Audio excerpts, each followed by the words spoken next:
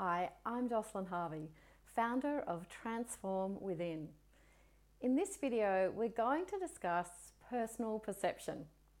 Do you see the cat or the lion, or maybe even a mouse when you look in the mirror?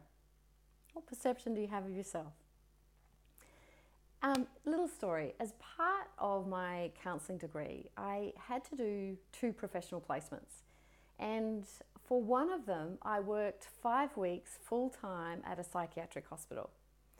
I helped facilitate group work with patients with mood disorders.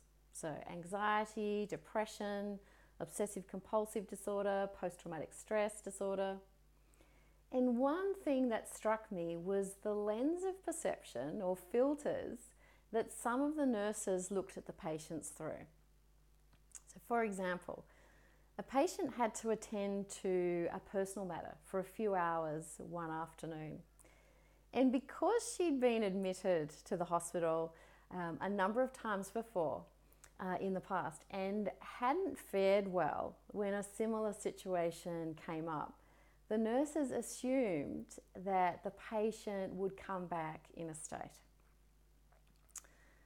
Now, having been with the patient in group for a few weeks, I'd seen the change in her, and I wasn't expecting that outcome.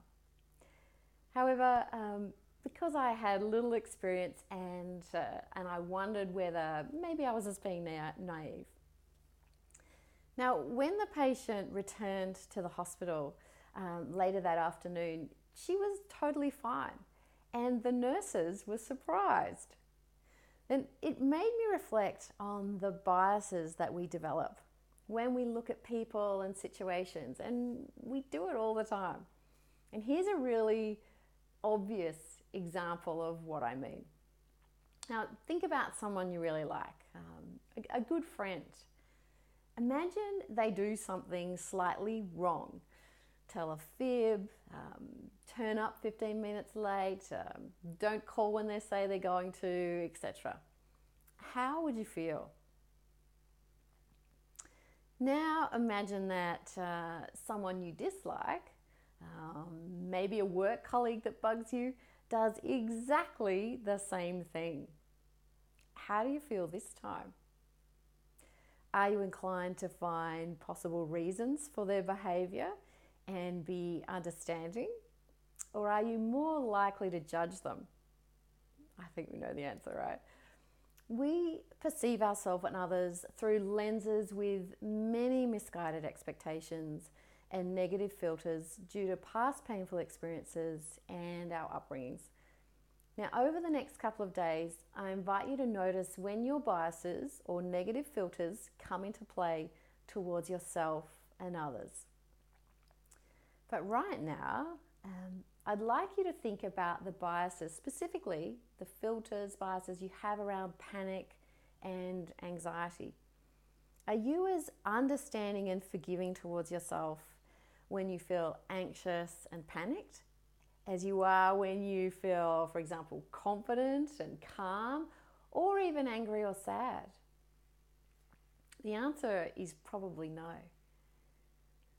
You know, emotions aren't right or wrong, they just are, but we judge them as being good or bad.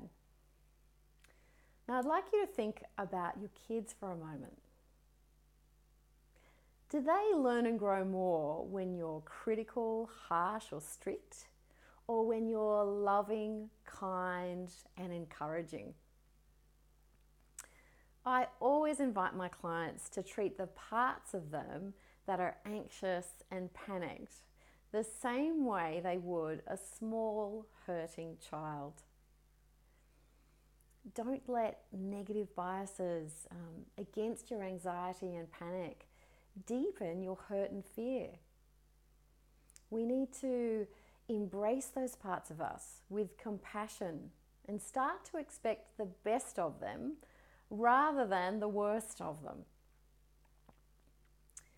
Until next time, please be kind and gentle with yourself and be your own brightest cheerleader.